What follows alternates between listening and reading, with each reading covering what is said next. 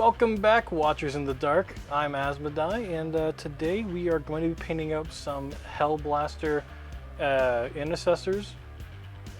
I think I should just probably just call it Hellblasters. But anyways, they're fun, they shoot plasma, and they blow up.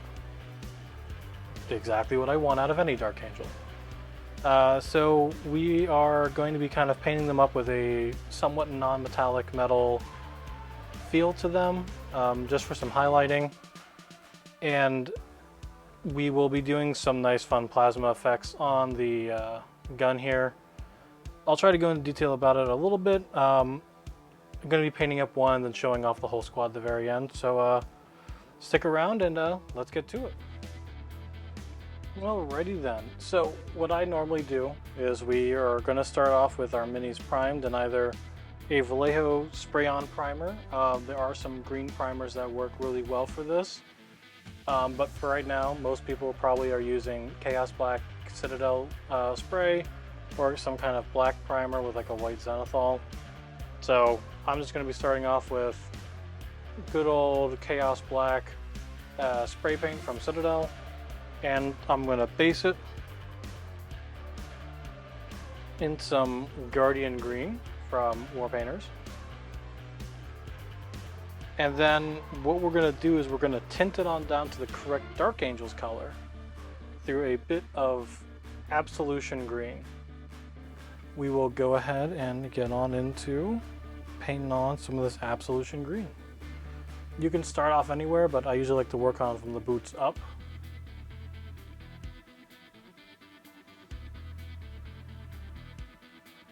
And when you first start putting it on, you might load up your brush a bit too much and it might start pooling. Don't worry, you can keep working with it. Just keep pulling it into each crack and crevice. And honestly, you might not need more than this first shot, depending on how much Absolution Green you put down. I generally like to do kind of one thin coat and then one little bit thicker coat, and that usually gives me the correct formula. You could also go in reverse. Either way, it all works. And as you can see now, it's pretty much getting its perfect kind of Dark Angels color scheme going on here. I personally like to have my Dark Angels a bit darker. I like the traditional way of thinking about them where their armor was originally so black or so dark green that it looked black. And that they've just slightly lightened it up over time. Alrighty then, we kind of have a nice, quick and dirty base coat going on here. We're going to let this dry for a tiny bit and then we'll go on over with one more. Honestly, as you can see, the boots are pretty well there. The shoulders might put on a little bit extra. They're looking a bit bright, but you know, we can work with that. But overall, the Absolution Green does a great job of tinting. So give me just a moment and I'll show you what a second coat looks like here in just a second. Alrighty then. So we've went ahead and put on 2 coats of the Absolution Green. And as you can see, we got a really nice kind of Dark Angels green going on here. Dark, but a little bit light towards the edges, and this will be perfect for us to start highlighting. Kind of to show you where this guy was before. This is the Hellblaster with about 2 coats of Absolution Green on top of Guardian Green. And this is one with just Guardian Green on there. Yeah, you can see we kind of go from a nice Salamander to a nice Dark Angels Green. In this next step, we are going to be applying some pale yellow. This is going to be going on to the front breastplate, onto the shoulder pauldron, and then onto the areas for the holster and the belt. This is going down as kind of like a nice base color, so when we put down some tans and browns, they have a nice coat to kind of make them look like the correct color instead of just putting them straight onto black.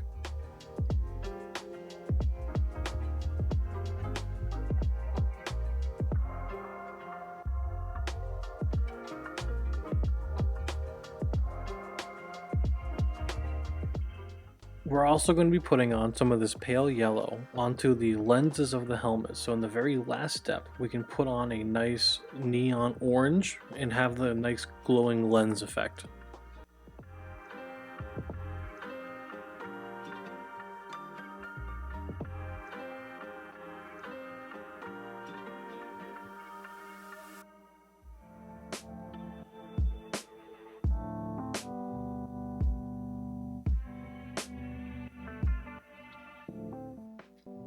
Alrighty then this step here, we're going to be applying some gunmetal.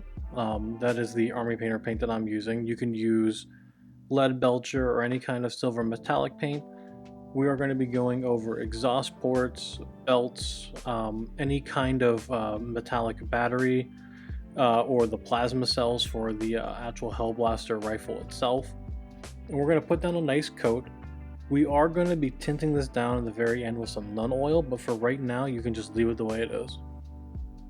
On any little relics or curios on our actual Space Marine here, we're going to be going on over them with some gold. I'm going to be using Gritty Gold from Army Painter.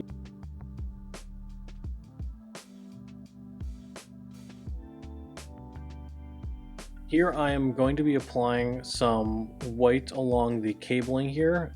As I'm putting it on down, I'm putting it down a nice like loose wet coat here. It doesn't need to be super opaque. This is just going to help the yellow pop out more. I'm going for some nice hazard striping on here since Hellblasters have a very bad tendency of blowing themselves up when overcharging.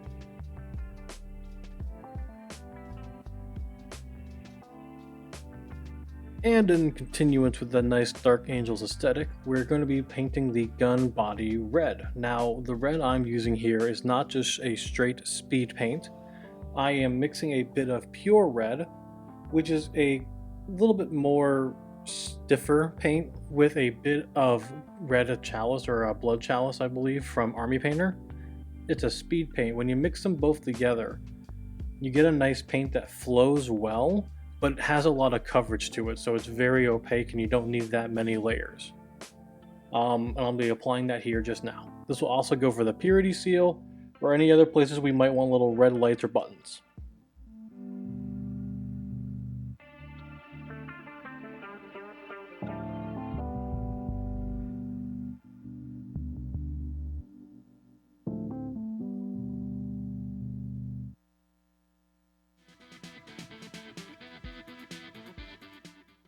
In this step here, I'm also going to be applying the metallics to the gun itself. So I'm going to go on over the cables, couplers, the front tip of the gun here, and the top part of the cable with a bit of metallic paint, and also going to the backpack, doing its handles and its plasma cells. This will just give us a nice base coat, so when we shade down with some nun oil, it will look perfect.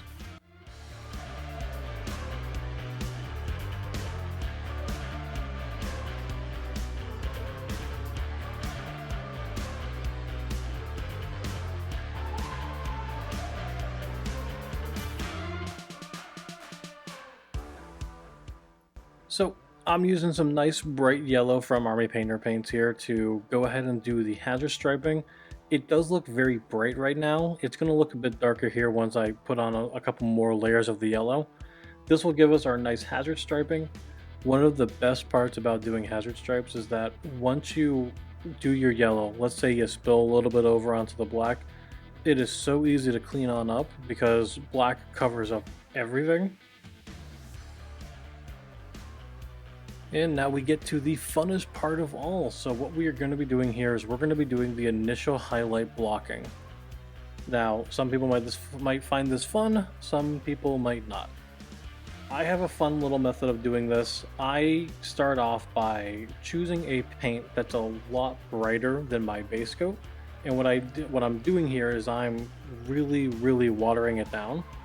And I'm putting a lot down there. It will look really bright when you place it down.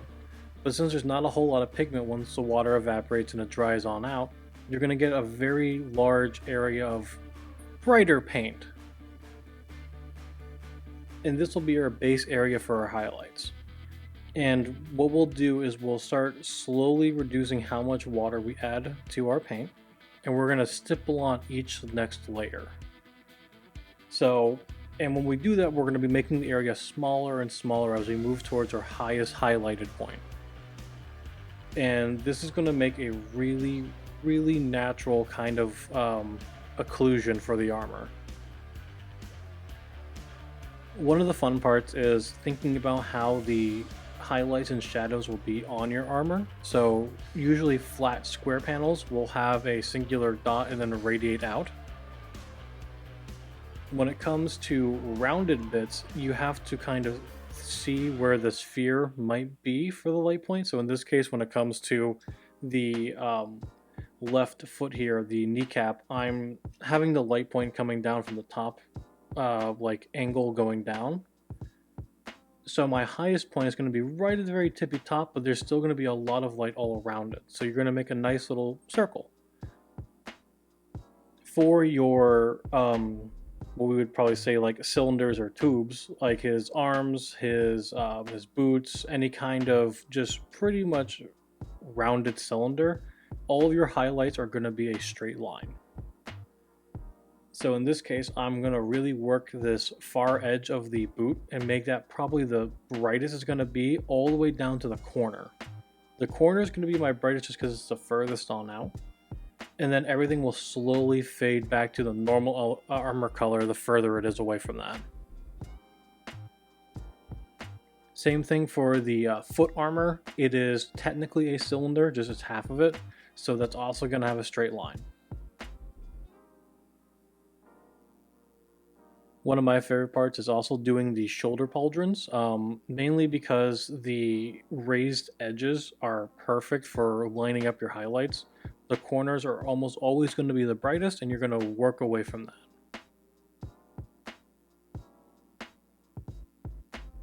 One tricky part is always the chest. Most people, you want to place your highlights up high, but in this case, since the higher part is actually tucked underneath the armor, that's going to be where the shadow is, and the highlights are going to be on the bottom of the armor piece.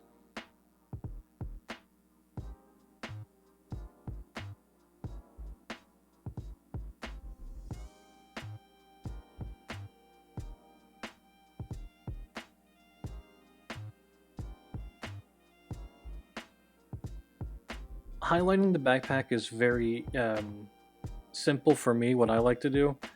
I just do very simple edge highlighting, and I push probably the brightest color towards the very corners. Since I'm not having the light coming directly from behind the Marine, this is probably just a really good way to make the armor pop on out, make it have volume, but still look like it's highlighted like the rest of the armor.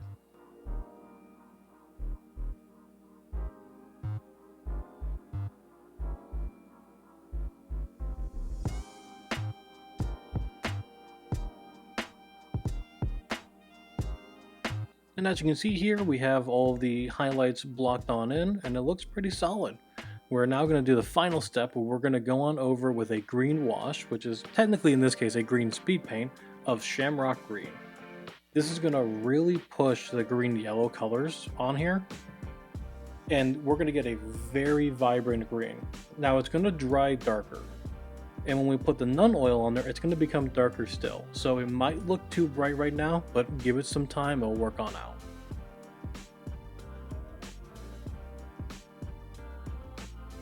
When placing down the Shamrock, don't coat all of the armor pieces in it. We want to keep some of that original Absolution green, but we will push the area that the Shamrock is being put on into the Absolution area a little bit, just so it has a natural bleed effect.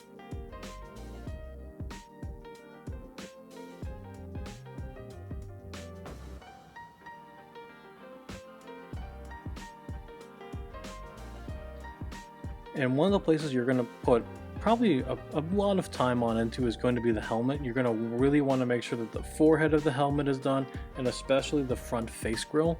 Be careful of your eyes or any kind of metallic paints you might have painted on there. The green will show up quite a bit, but we can also always go on over and cover those back up with their base colors.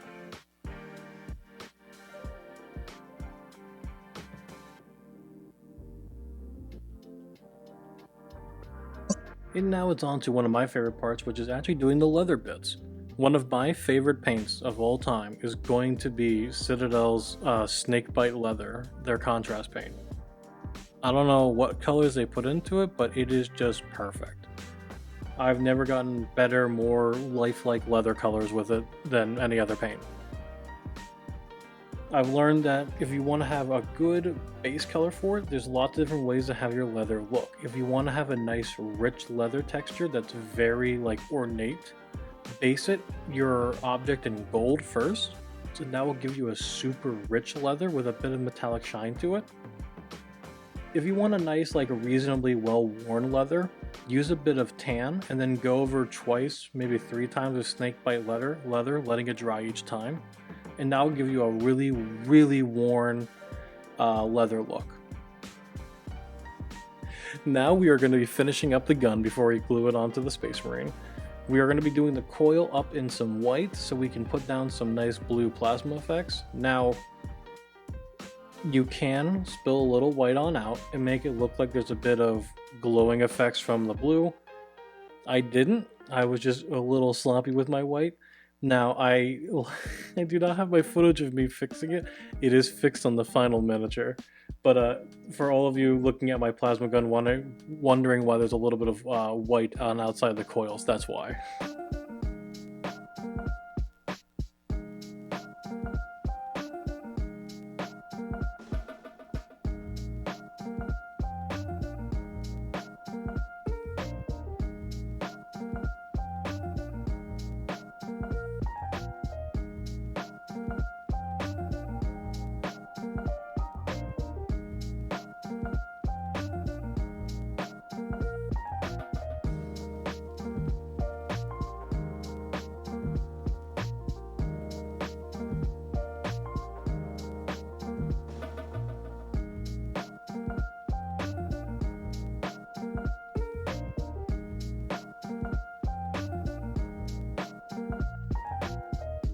So we're going to put on the neon orange into the eye lenses of the helmet. This will give us our nice glowing lens effect.